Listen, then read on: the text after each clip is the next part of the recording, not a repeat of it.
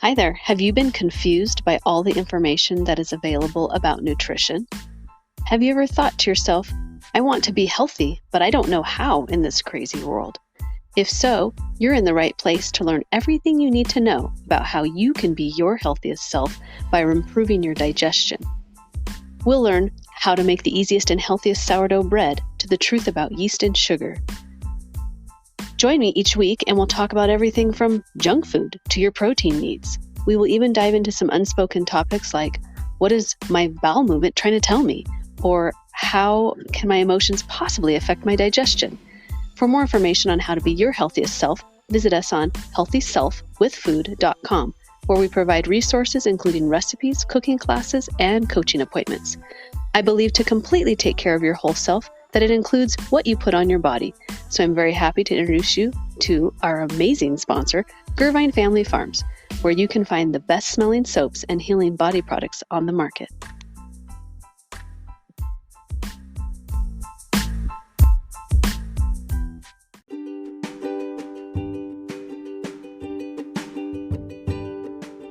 Gervine Family Farms is the home of all natural, real soap and body products that truly heal your skin.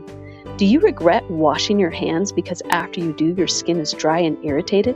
If so, try the healthiest soap on earth. It is made from coconut oil, essential oil for the smell, and herbs or spices for the soap color. All the ingredients are so healthy for your skin that you could eat them, but please don't eat the soap. It doesn't taste good. There are no fillers, synthetic dyes, fragrances, or low-quality oils. Real soap doesn't strip your skin of all your body's natural oils, thus requiring you to use lotion so that your skin doesn't completely dry out. Save money on lotion by using real soap, and you will never be able to go back to your fake beauty bars that you call soap. Find us at GervineFamilyFarms.com. That is GURVINE FamilyFarms.com.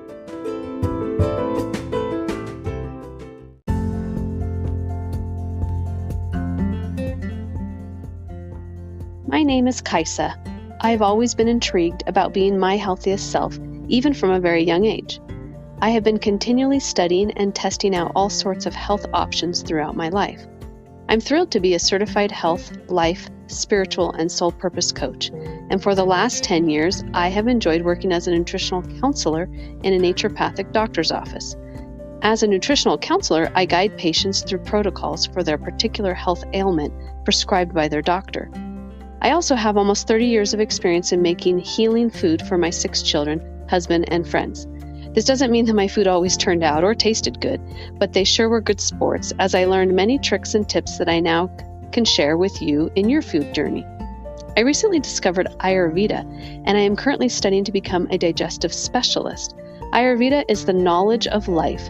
The basic principle of Ayurveda is to prevent and treat illness by maintaining balance in the body. Let's dive into today's topic.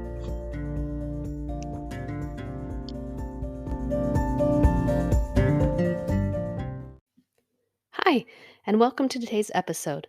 I'm excited to talk to you about relationship communication.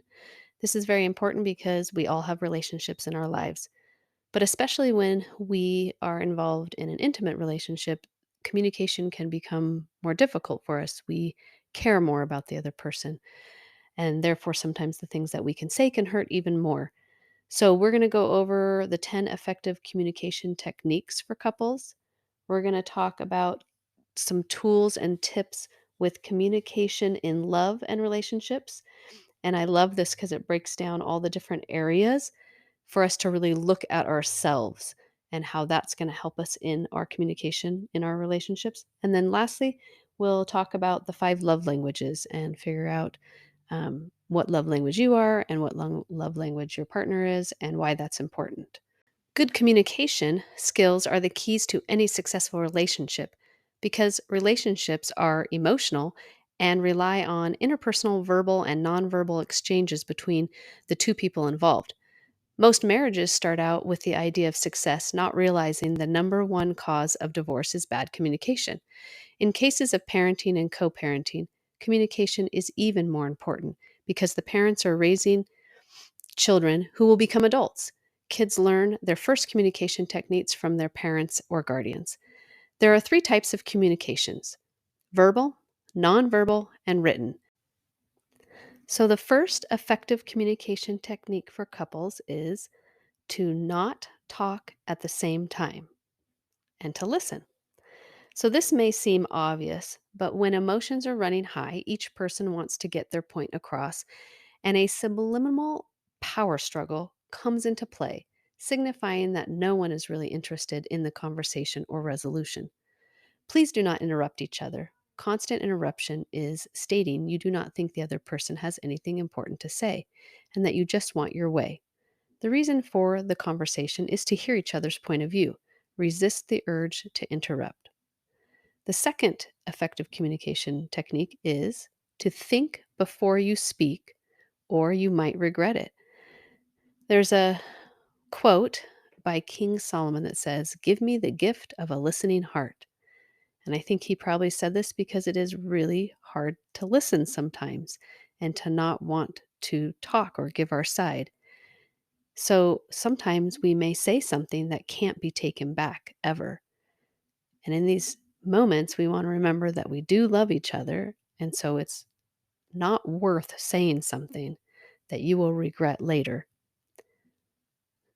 So if this isn't something that you've done or been doing, I challenge you that when you're in these situations, to take some deep breaths, um, so that you have that moment to think before you speak and see what a difference that makes in being able to resolve situations. The third effective communication technique is to care. When communicating with your spouse or partner, it is important to not lose sight that the communication is to make the relationship bond tighter, not break up. Put yourself in the other person's shoes. Try to understand why they may feel the way they do. Do they have all the facts? Are they just wanting attention from you? Regardless, treat their feelings as if they are important. So here's an example about caring. If your partner expresses concern about not getting invited to a social event that was important to them, you, on the other hand, think the whole thing is silly, restrain from expressing your thoughts and empathize with your partner.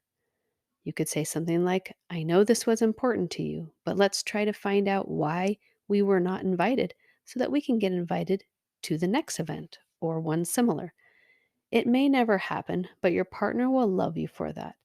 It's the little things that count, really showing that you care. The next one is no hitting below the belt.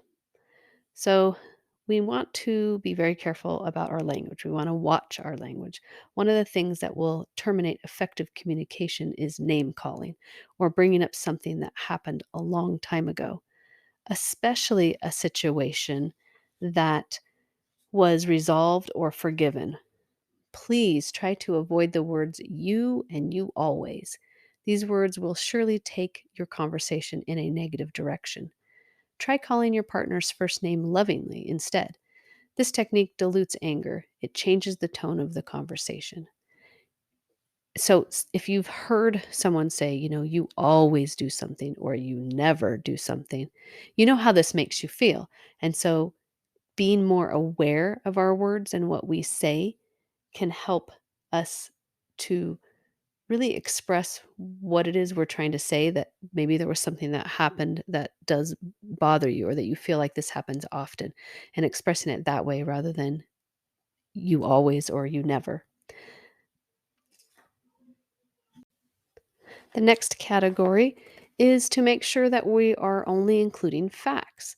A general rule among longtime married couples is you can ask about it, but if you can't prove it, then you have to let it go. In other words, if there is no proof, don't bring it to the table. Suspicion is one thing, but to accuse someone of it is another. Many partners get tired of being accused of cheating. Many cheaters claim that they were accused of cheating all the time, so they decided to actually do it. It's normal to be a little jealous when it comes to the love of your life, but it is not normal to express it every time you feel it. Investigating discreetly is prohibited, but not accusing without being sure. So I'm sure that anyone that's been in an intimate relationship has been through something where you kind of are suspicious of something, and it's not to say that that means that everybody, is doing something wrong, whatever it may be. I mean, it could be anything from someone, you know, cheating with the way they're supposed to be eating, and maybe they're taking something from the pantry without you knowing, or you know, shopping without telling, the other partner. It's not necessarily always a relationship cheating, although this tends to have a deep wound or emotions run high about this type of thing because nobody wants that to happen. So basically, that what this is just saying is if you have facts on whatever the topic or conversation is, definitely bring it up and talk about it. But if you're just suspecting something, you can always ask questions, but nobody likes to be accused of something when there's not facts. I mean, it's the same thing, in the law. People don't want to be accused of something unless they have facts. So we just want to use the same rule of thumb with our relationships. The next category is to participate with sincerity and honesty. And this is participating in conversations because a conversation is between two people, and silent treatment is not permitted. That's not a part of communicating and participating. The opposite of love is not hate, but it's indifference. When your partner is talking to you, talk back without any hidden motives. Communicate with transparency and honesty. Ask questions for clarity. If you are busy, ask for a time when it is better for both of you. Do not just walk out the door or listen and not respond. Remember, you are in this relationship together. The next category is observation. One way to communicate is to hear what your partner is not saying. Two people in a relationship get to learn each other's fears, goals, values, and dreams. No one should know your partner better than you. Therefore, use that to your advantage and observe the situation. Some people are better at expressing themselves or communicating better than others. For here's an example. Rita, she knew her husband, an advertising executive, wanted a new look.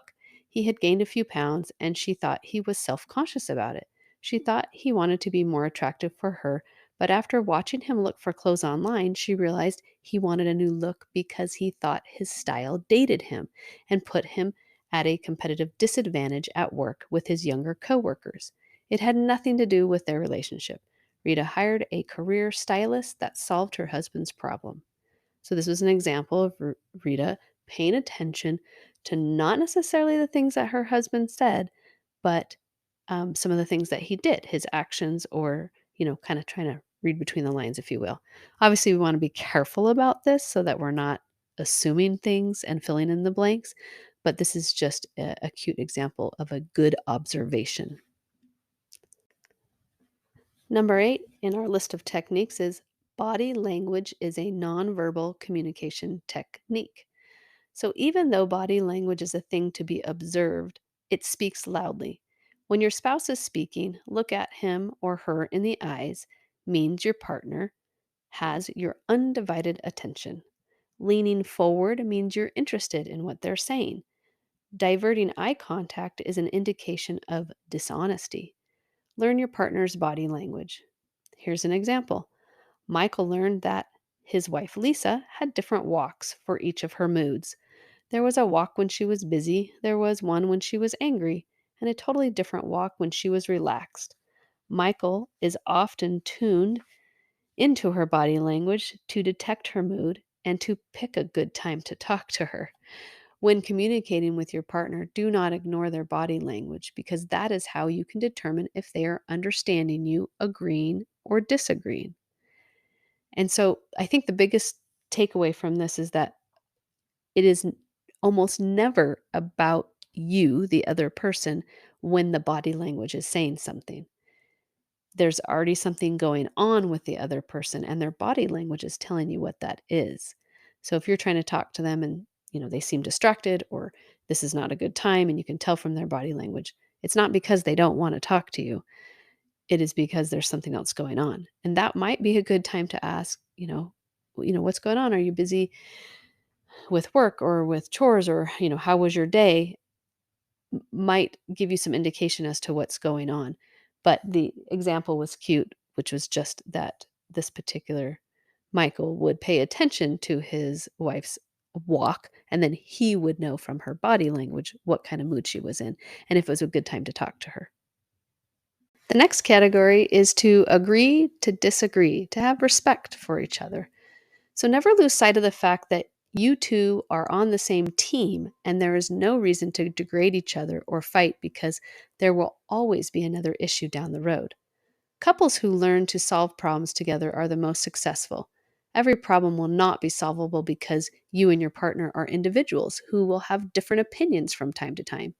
Realize that the relationship is bigger than any problem. In addition, respect your partner by being a confidant who can be depended upon. Sherry and her husband Mike, of 10 years, never agree on political candidates. It was a bit like sports, and they were rooting for opposing teams.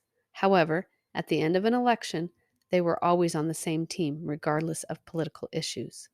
So it's okay for us as couples to disagree on certain things, but it doesn't change who the person is to you. The next category is witnesses or third party intervention. So many couples seek counseling, a trusted friend or a family member to play a neutral party in an important decision. This is not always a bad idea. A third person may bring a different perspective to the situation. Just be sure that the person is a confidant and has the qualifications to help you with the problem. So here's an example. Janet wanted her husband to be a little less traditional. He was very old fashioned in his ideas of a woman's roles in marriage. He never washed a dish or did any housework. Janet worked. She and Bob just had a new baby. Janet felt she needed more help from Bob. He did not agree. Janet went to Bob's father for assistance. He talked with Bob and shared his own experiences of shifting his views of the role of a man in the family. And afterward, Bob started helping out. Now, this may seem like kind of a silly example, but it brings up some good points that someone that he looked up to, Bob, his father's probably where he created this belief system or these traditions that he had, and so to hear it from his father and therefore being a qualified person to talk about this was able to give him insights that would be hard coming from anyone else. Obviously, it seemed like Janet probably had tried to talk to him about it. Like, I just had a baby. I just need extra help. It doesn't hurt you to help take care of our baby. It's both of ours or whatever she needed help with, chores or whatnot. So, in conclusion, effective communication is one of the top skills couples can learn to improve their relationship or marriage. These interpersonal communication skills are verbal, nonverbal, and written communication. Among the top 10 effective communication techniques for couples are listening, fighting fair, getting the facts, caring, honesty, respecting, observing, obtaining third party interventions, and active participation. Okay, now we're going to jump into talking a little bit more about what communication is like for you. So, this is under communication in love and relationships. And first, communication can have you feeling understood, accepted, loved, and supported. But communication can also leave you feeling misunderstood, frustrated, angry, hurt, ignored, and invalidated. So notice what your energy is like when you feel understood, accepted, loved, and supported. And notice what your energy is like when you feel invalidated, misunderstood, or hurt. The next area is honoring our yes to ourselves. So if you're focusing on loving yourself first, that way you can become the partner you want to have. So you've probably heard this before, but working on ourselves and what areas are not nourished or balanced can help us in our relationships. Treat yourself the way you want to be treated, and you are the one you've been looking for. So hopefully that'll inspire you to want to work on yourself first. And we're going to go into depth on what that looks like and how you can do that. There's an experiential exercise you can do. You can answer these questions. I felt most loved when fill in the blank. What was happening when you felt most loved? How did you know when to feel loved? And what did you hear, see, or feel? When it comes to love, the more you can relax, the more you can open up instead of closing off and being on the defense, the better and the easier it will be for you. So, what areas in your life need to be nourished? There's 10 of them. The first one is personal responsibility. The second one is clarity. The third one is self love. The fourth one is boundaries. The fifth one is trust. The sixth one is authenticity and realness. The seventh one is communication. The eighth one is appreciation. The ninth one is shared pleasure. And the 10th one is giving and receiving. So, what would you like to be experiencing instead in these areas, instead of what you're currently experiencing? That's how you know that those areas need to be nourished. What is your main motivation for having this now? And what would it look like or feel like once you have it? I challenge you to get curious and question how you are currently approaching different areas of your relationships. I want you to unlock your potential so that you are empowered to create absolutely anything you desire to create in your life. I inspire you to step into full alignment in every area of your life with who you want to be. So, we're going to go over each of these areas now. I'm going to ask you a bunch of questions in each one of them, and I just want you to think about it. And you can go back over this again and either, write down the answers or journal some ideas of what you can be doing and how you can get balanced and nourished in these areas. And when you are completely healthy as far as being nourished and balanced in these areas, then you will be complete and you'll be the person that can offer anything and everything to your partner. And you'd be amazed how this will change your life. I want to share an experience that when my husband and I started the journey of looking at ways we could communicate better because it wasn't necessarily perfect, or we didn't have the skills or knew what to do, and we were realizing that being married, you need to be able to have these skills. And we were lucky enough to be able to take a course that taught us about communication. At least that's what it was called. And it was called Landmark, which you may or may not have heard of. But what it ended up doing was opening us up to understanding ourselves. And by looking at ourselves and who we were and how we operated, it actually made it easier and better for us to be able to communicate with each other. And so that was the start of our journey. We've done many other, well, not necessarily together, but I have done more on this communication journey. I honestly don't think that he needed more. That was enough to give him the groundwork that he needed to be able to start communicating better. But we've been working on these things together as I've learned more through other courses and other studying. And so now I'm going to share that with you so that hopefully it can help you in your journey. Our communication is so much better, and it just changes your life in a way that you don't have to be bogged down by the emotions that are attached with miscommunication and trying to fill in the blanks yourself and making up stories about what the other person meant by something that they said, or why didn't they do something, rather than just being able to communicate like, hey, I need this, or I like it when you do this, or being able to just be clear about things and not feeling a certain way about why you want to say those things. So the first category is clarity. Are you clear on what you would like to be experiencing in your specific relationships, romantic, friends, family, colleagues? So, are you clear on that? And often we're not. So, this is the very first place to start, to be able to get clear on what you would like to be experiencing. You can't even work on it if you don't even know what it is you want. Are you looking to improve your communication, share more of your authentic selves, find a romantic partner, or spark the fire with your spouse again? So these are different areas that you could get clear on. Do you want to improve your communication and share more of your authentic self? What is it that you really want? What do you long for? What do you desire? These are very vague questions, but they're very important to ask. So I challenge you to get a notebook, paper, what anything you want to write on, but something that you can keep contained or save, and write these things down. Just start free writing. What do I want? What do I long for?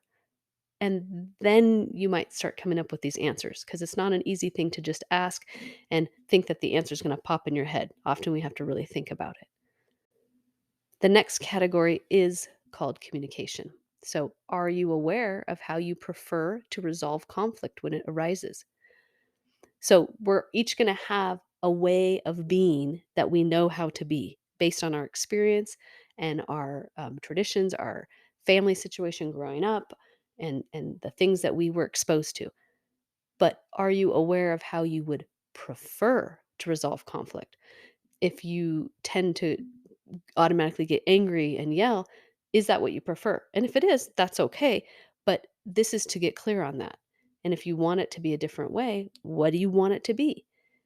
Do you tend to speak your truth in conversation, or do you hold back and belittle what is true for them? So often we don't speak our truth, and it can be that way for many reasons. The example that we had growing up, others that we've seen, programming, on TV, or ways that people think that they need to be. I don't want to hurt other people's feelings. I can't say what I want. That's selfish. There's all these different reasons why you may not tend to speak your truth, or that you hold back. But in that holding back of expressing your emotions or your desires, you end up belittling what is true for yourself and most likely for the other person. Do you require feedback and affirmations to thrive? Or do you tend to minimally verbalize or use nonverbal communication? So you have those that'll shut down and be quiet, or you have those that really need to think about things and then come back and talk. Do you require the feedback from the other person? Talking, talking. I need an answer. I need an answer. I, I can't move on unless I have that answer, or affirmations to thrive. Communication is all about the exchange between people and what is being transmitted. Often there is misunderstanding, which usually leads to a break in trust and a break in the relationship. The next category is self love. So, how do you view yourself independently without the influence of another? In what ways do you honor your needs? And do you take care of yourself now or not? Do you have a positive, loving self talk, or are you harsh, judgmental, and mean to yourself? Do you have an inner dictator that lives inside of you that tells you what you can and cannot have? Are you creating regular time for yourself, for self-care? Like, or are you more like self-sacrificing, or are you more self-loving?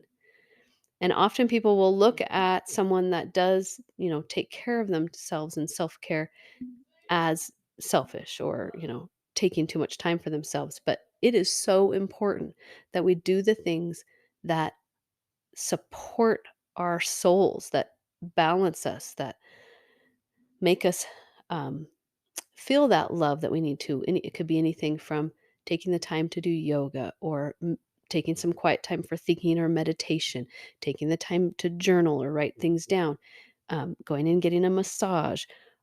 Um, I'm sure there's all sorts of things that people could do. They could get a facial, they could get their nails done or their hair done, but they could exercise because that's something that they really want to do. But you can see how any of these things, no matter what they are, they may lift you up, but someone else may think, gosh, you're spending a lot of time. If someone maybe wants to go hiking and spending time in nature, that's a great way to self love. So we can't be listening to what others are saying, or what we think others think about what we're doing. You need to take care of you, and you're the only one that's going to do it. But the important part is, how are we talking to ourselves? That inner voice that is talking to us about what we're doing or what we hear, let's make sure that it's really positive so that we are loving ourselves in a really kind way. The next category is boundaries, and boundaries are so important and not something that we tend to know how to understand or to apply in our lives naturally. Unless we had really great example from someone or we were taught.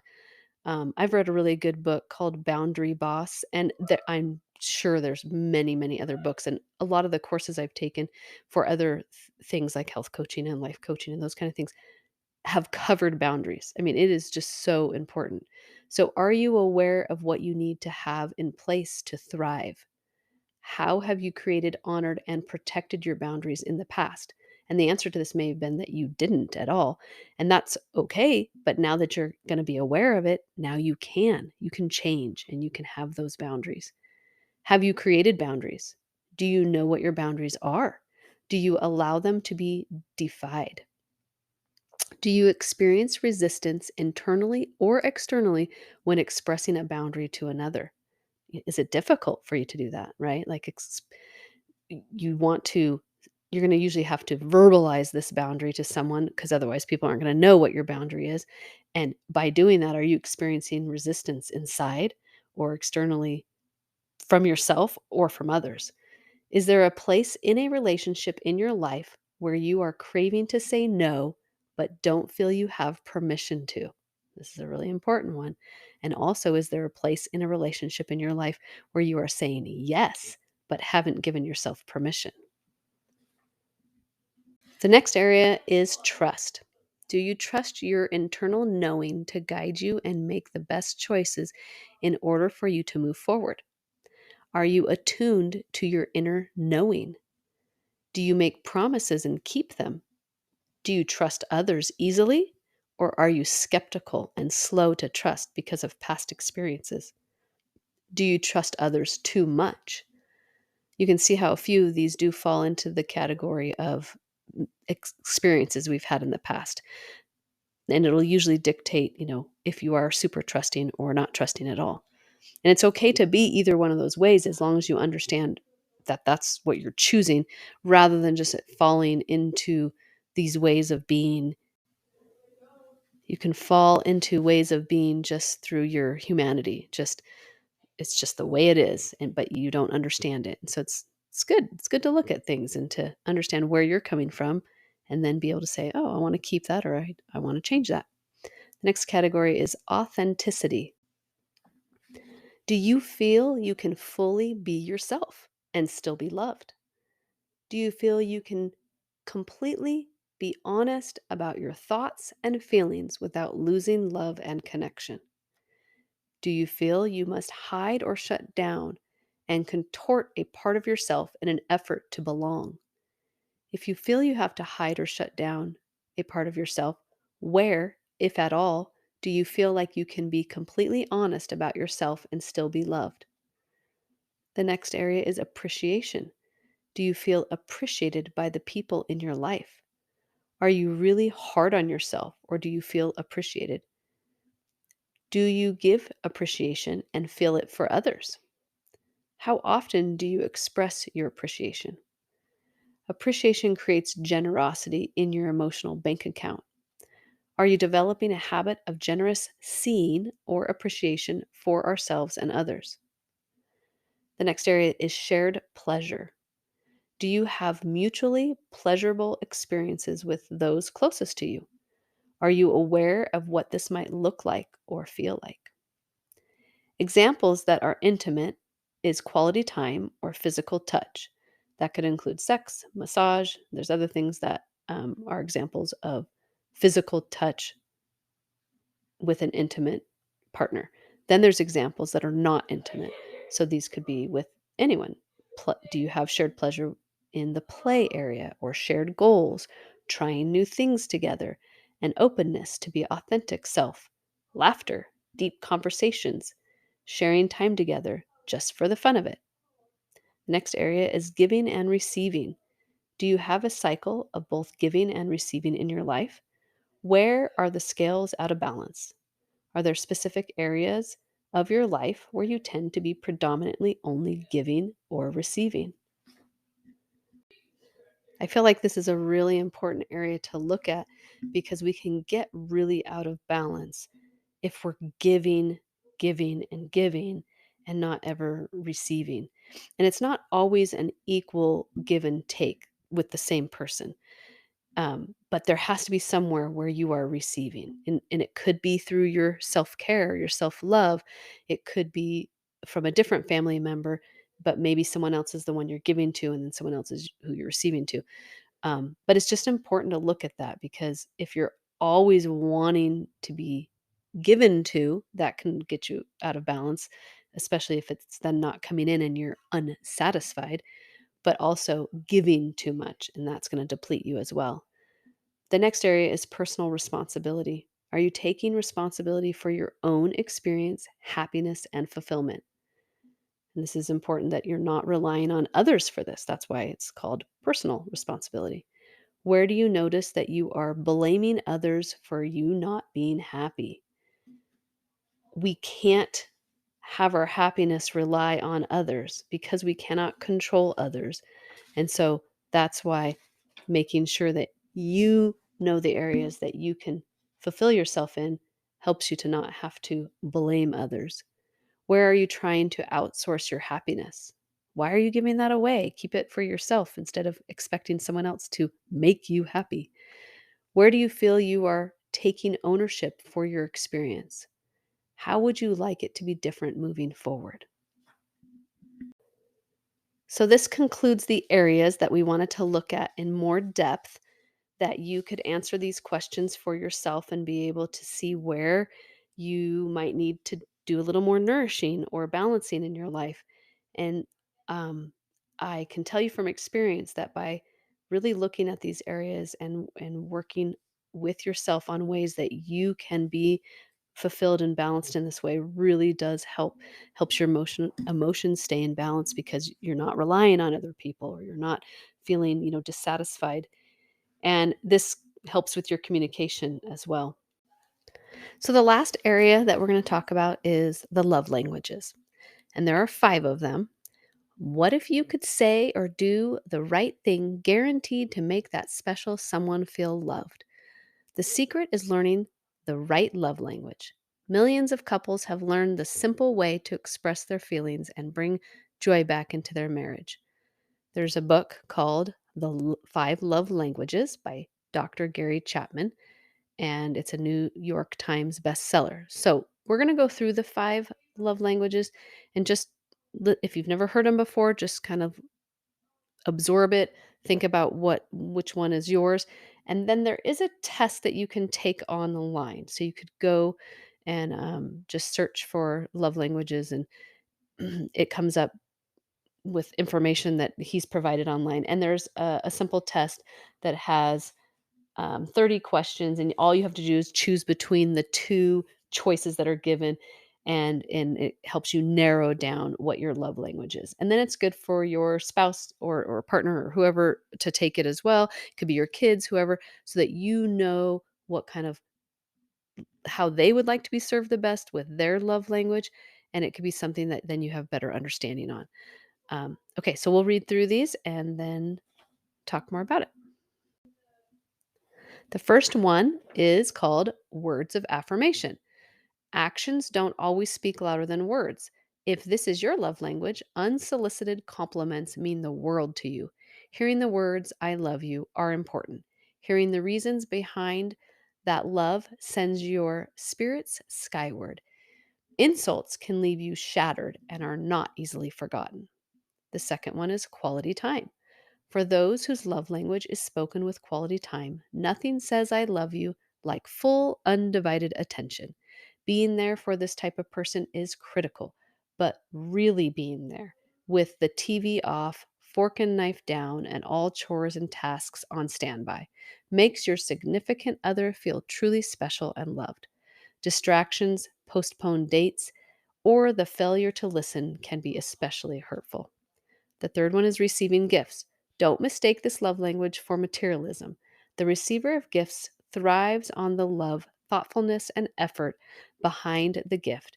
If you speak this language, the perfect gift or gesture shows that you are known, you are cared for, and you are prized above whatever was sacrificed to bring the gift to you. A missed birthday, anniversary, or a hasty, thoughtless gift would be disastrous. So would the absence of everyday gestures. The fourth one is acts of service. Can vacuuming the floors really be an expression of love? Absolutely. Anything you do to ease the burden of responsibilities weighing on acts of service person will speak volumes. The words he or she most wants to hear, let me do that for you. Laziness, broken commitments, or making more work for them tell speakers of this language their feelings don't matter. The last one is physical touch. This language isn't all about the bedroom. A person whose primary language is physical touch, not surprisingly, very touchy. Hugs, pats on the back, holding hands, and thoughtful touches on the arm, shoulder, or face. They can all be ways to show excitement, concern, care, and love. Physical presence and accessibility are crucial, while neglect or abuse can be unforgivable and destructive. So, if after hearing about these 5 different love languages, hopefully it makes more sense as to why maybe relationships when you're first dating didn't work out, because you can kind of see some patterns of maybe how the other person wanted to be shown love and it wasn't the way that you show love. We each show love in different ways and we each want to receive love in different ways.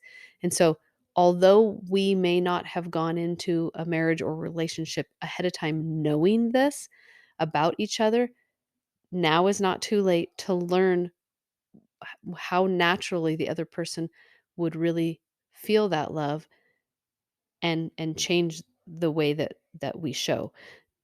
If it's a really big area that you just, can't do, that's okay too. It could be something that you can talk about, like, "Hey, I really know after doing this test that you like receiving gifts, and I am just not good at that. I don't remember, I don't think about shopping but I still care about you, and this is how I show love for you."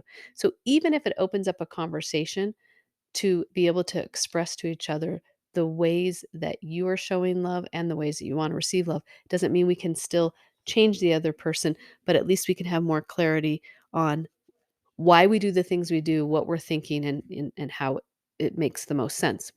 So I hope that this whole conversation about relationship communication has helped you. If nothing else, giving you some ideas and some ways that you can tweak the way that you currently communicate in a way that can really change your life to feel like it's operating more smoothly. And it's not that anything about the other person is going to change. It's all about our perception and our understanding of who we are, what we need, and how we can express that.